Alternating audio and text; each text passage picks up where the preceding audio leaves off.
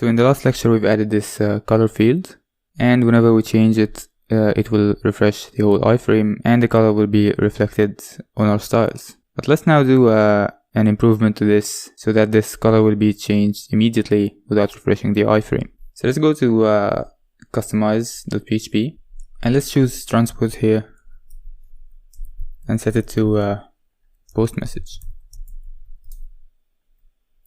So now we can run our JavaScript callbacks whenever this setting changes in the customize preview.js. So let's add one more callback and let's copy and change the setting name,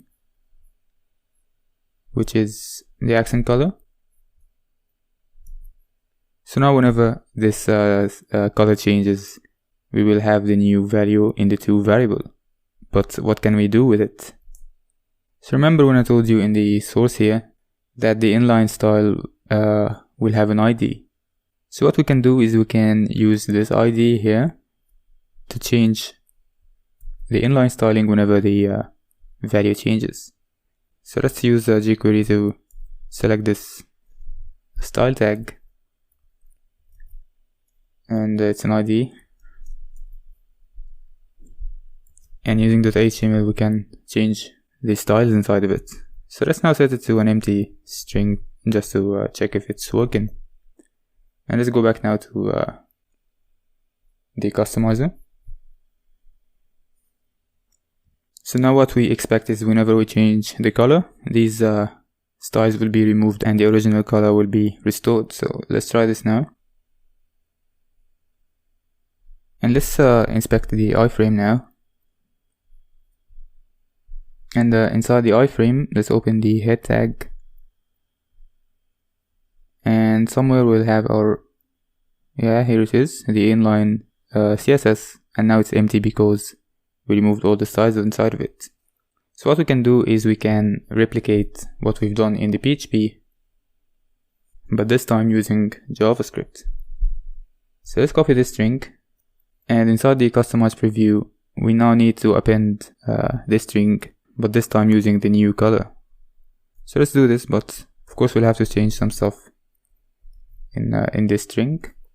So let's open a instead of the double quotes, a backtick, and close it. And then to use a variable inside a backtick string, we can type $. And the variable that we want to put here is the accent color, the to variable. I think this should work, so let's try it out.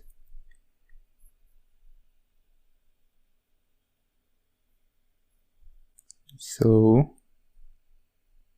as you can see, each time we change the color, let's inspect it again,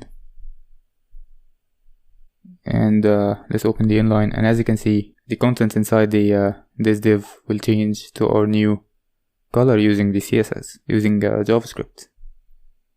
So this looks great, but there is however a problem with it, is that you probably, if you have a large template, you will probably have a lot of CSS styles here. So to duplicate the selectors each time you want to add a selector here in the PHP and in the JavaScript, this could not be very efficient. So let's try to figure out a way in order to avoid repeating ourselves in the next lecture.